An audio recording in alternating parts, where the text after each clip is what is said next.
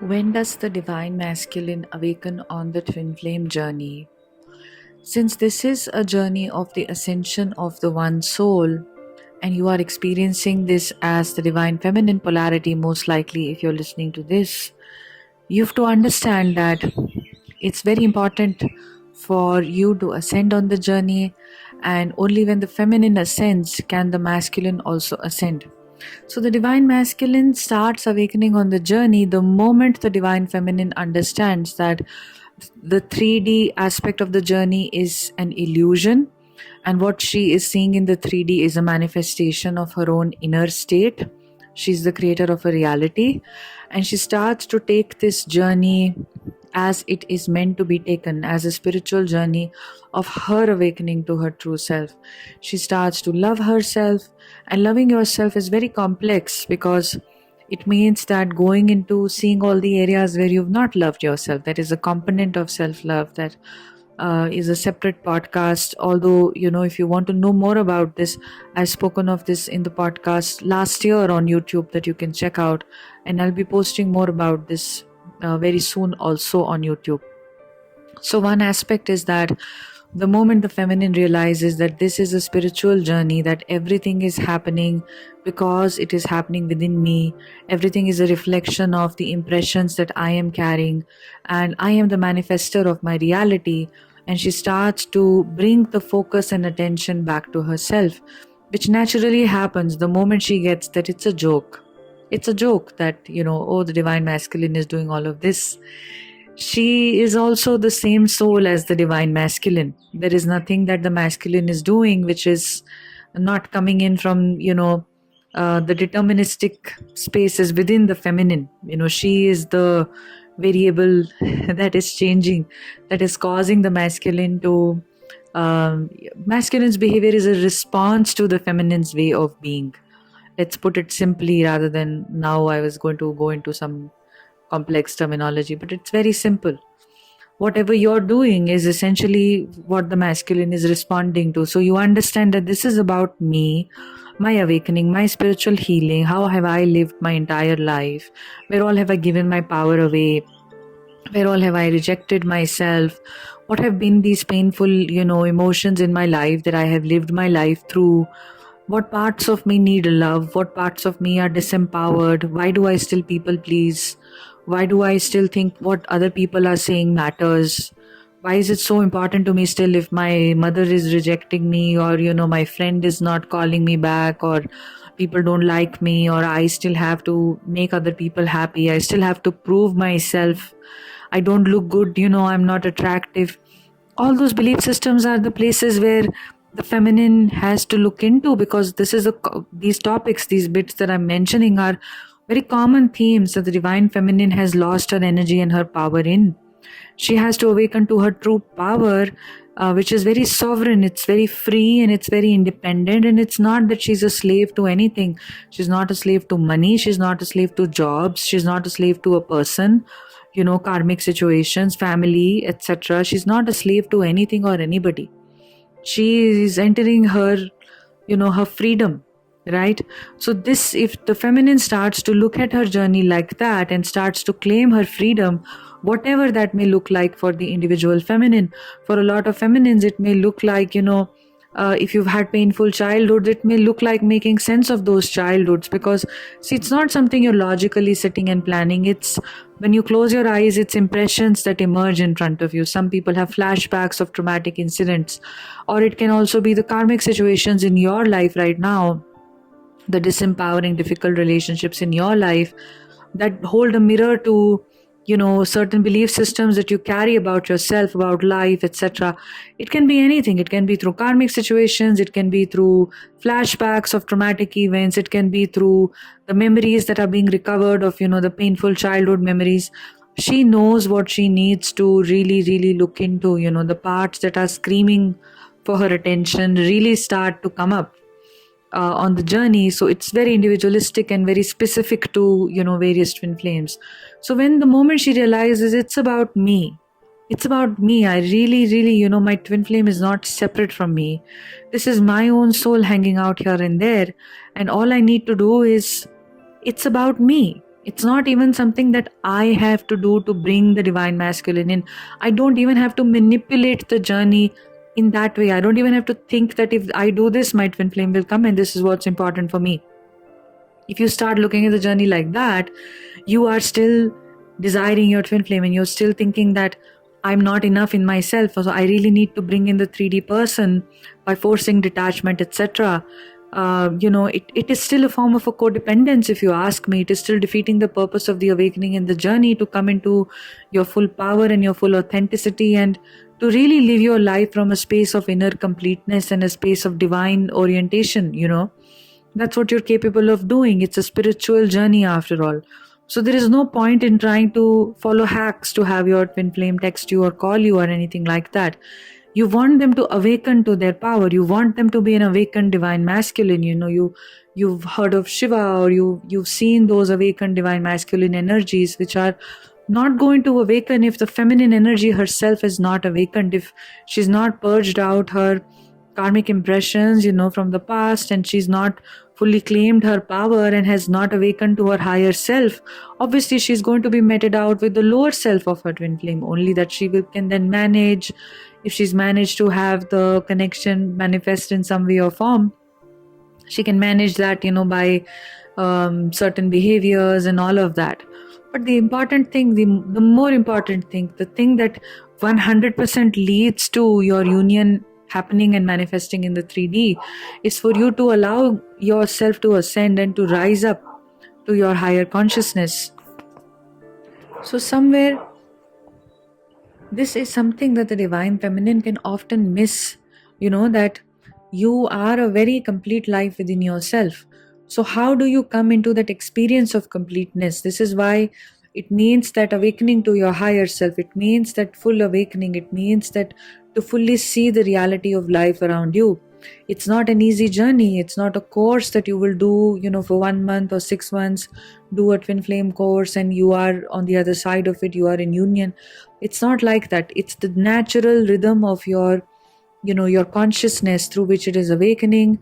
It's the the receptivity that you carry to certain spiritual aspects of the journey that can help you. It's your own soul that is directing everything, the soul that directs the meeting at the right time, when the soul is mature enough, when the body and the mind and the person is mature enough to meet their twin flame. That's why it varies from every twin flame to twin flame. Whenever the soul feels it is ready, now is the time, right? That's why I always maintain there's no point in comparing your journey to anybody else's journey. Do not listen to anybody else and say, oh, this person had this trajectory, so I'm going to have that trajectory as well. Or this person had this, but I don't have that, So this is all very fear-based. So essentially, it's the soul's wisdom of, making twin flames meet, of entering separation, and even of entering union.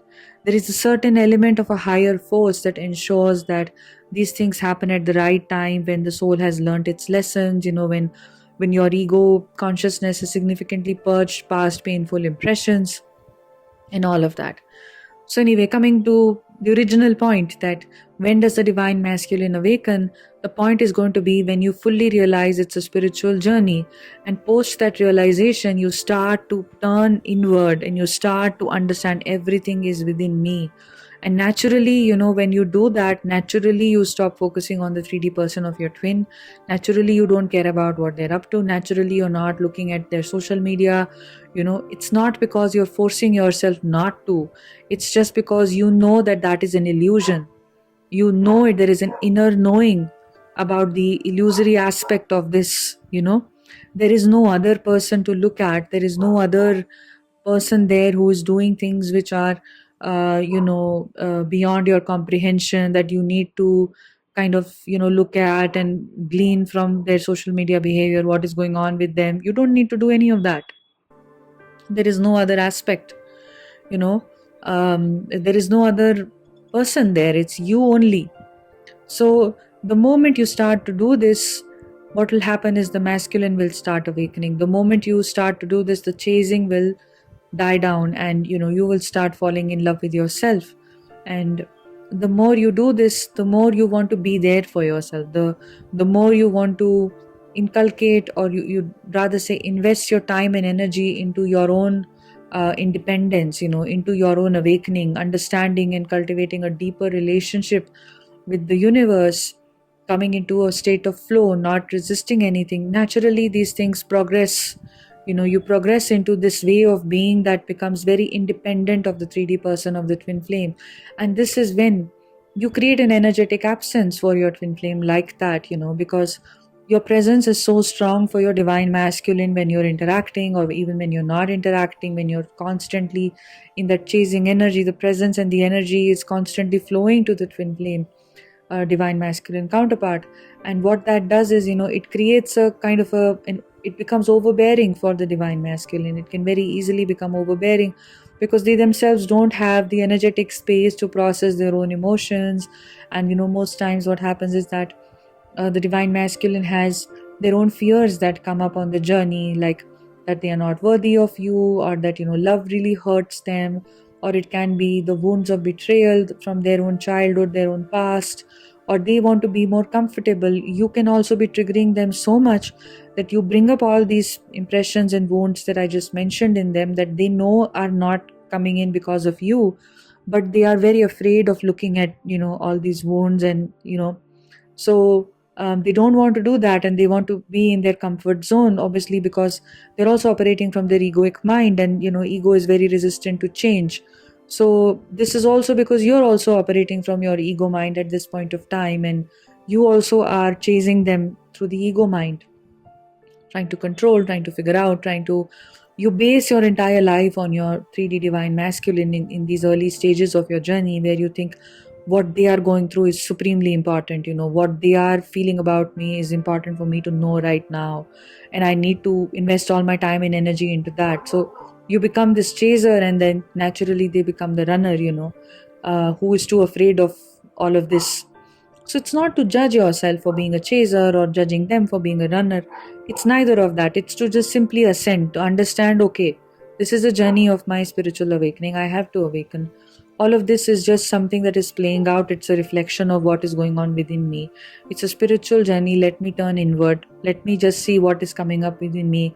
Anyway, I am being guided on the journey. Anyway, I know what blocks are coming up. I know I can see the situations in my life. I can see my unresolved issues and all of that are anyway naturally being shown to me on the journey through either flashbacks, or my daily interactions, or my daily emotions about various things in life. So those become my gateways to turn inward, to really cultivate a deeper relationship with myself, right? So you start to do that, and naturally you pull the focus back to yourself, and naturally then the divine masculine has the energetic space, as your presence is not overpowering them anymore energetically. So now they have the space to start looking at how they are feeling, and then they can miss you, and they can start looking into why are they missing you. They can start looking into comparing your connection with other connections that they have had, similar romantic or other powerful connections in their life.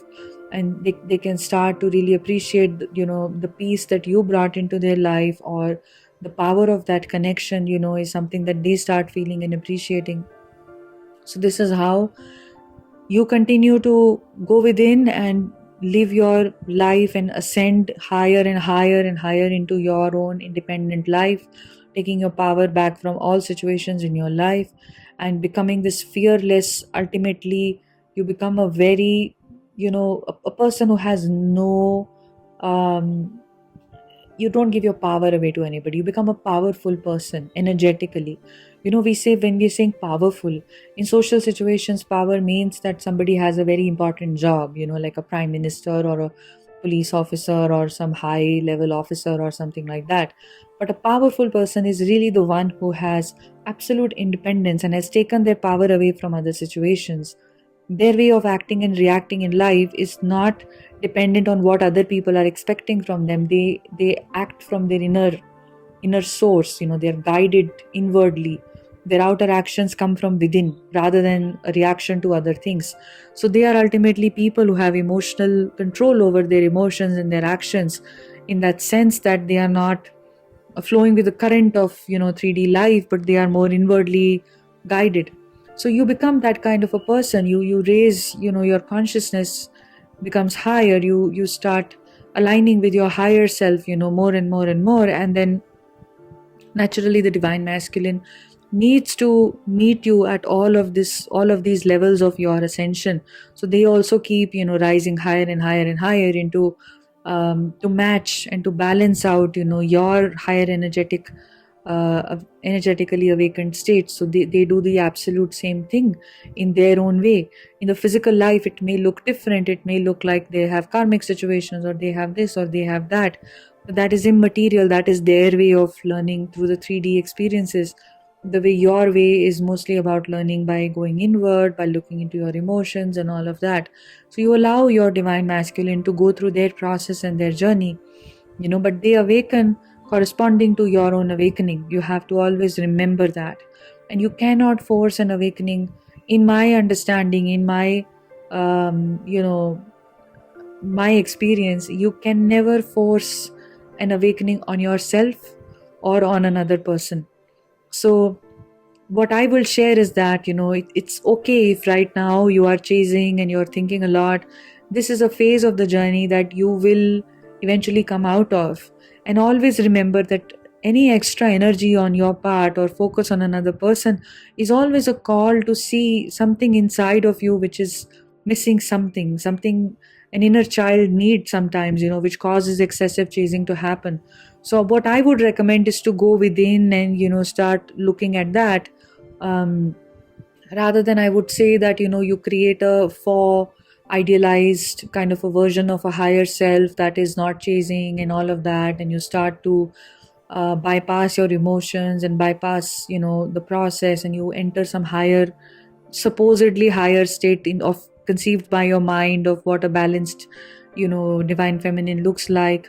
And you force yourself. You don't have to force yourself to become some idealized version. Many twin flames these days are doing that without necessarily going through this process, which is the natural process. Your journey doesn't need any planning. It's naturally happening. The information you need, the guidance you need is coming to you at the right time. Anybody you're approaching for guidance or anything, it's all always divinely guided. It's always a match to your own energetic vibration. So anyway, you don't have to kind of, it's not like a 5-year plan or a 2-year plan or a 6-month plan. Don't see this journey like that. Allow yourself to release control of the journey, and including, the control that sometimes we have over our own states of being, that we want to be more like this, we want to be more like that, rather than having compassion for where we are right now and accepting ourselves as we are right now. That is what we need to do. We need to have great compassion for ourselves, at all points of time. So it's okay if you are chasing. It's okay, just start where you are. It's not a journey where you are faking it till you're making it. This is very important to know, that sometimes you may feel that I have to fake it. I'm going to fake and become this high order balanced person, but you can't really fake it. You can't fool the universe either, right? And allow the awakening to take place. It is slowly anyway taking place. The whole process of the awakening of the feminine is rather gradual, and unlike the process of the masculine, which is rather fast, compared to, how the feminine learns her lessons. She goes within and, she processes everything at the natural speed that she, has, and you have to respect it, and you have to allow it to be what it is, because it's the universal intelligence rather than the limited ego mind's intelligence or desires, which are extremely impulsive, and they're not divine in nature, right? So aligning with your divinity is anyway happening the moment you met your twin.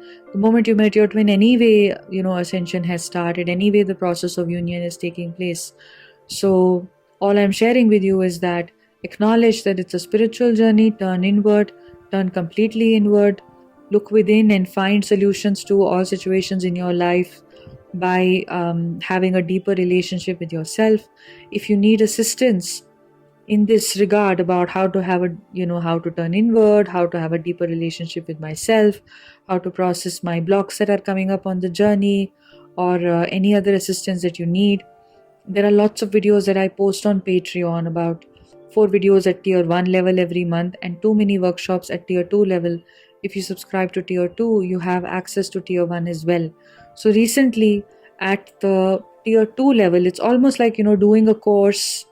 If you subscribe to Patreon, especially tier 2 level, you'll have a lot of videos that are mini workshops that I post. So last month I posted 2, which were about cultivating a relationship with your inner child, how to do that, and about collapsing chasing energy. I shared steps as to how you can really start to do that. Both these videos are interlinked, and there are lots of other videos that you get access to if you subscribe to Patreon. So click on the second link in the description box and see the types of videos that are on there. And if you find it interesting, you can subscribe to Patreon if you're receptive, and you can work one-on-one with me as well. I do love to offer assistance to twin flames going through the spiritual awakening journey. We work at an intuitive level. We do very deep healing work in these sessions. So you can see the types of sessions that are on there, and then click on the first link in the description box to see the sessions, and then you can email me to book a session at a mutually convenient date and time. I hope that this helped you. I'm sending you a lot of love. Have a beautiful day.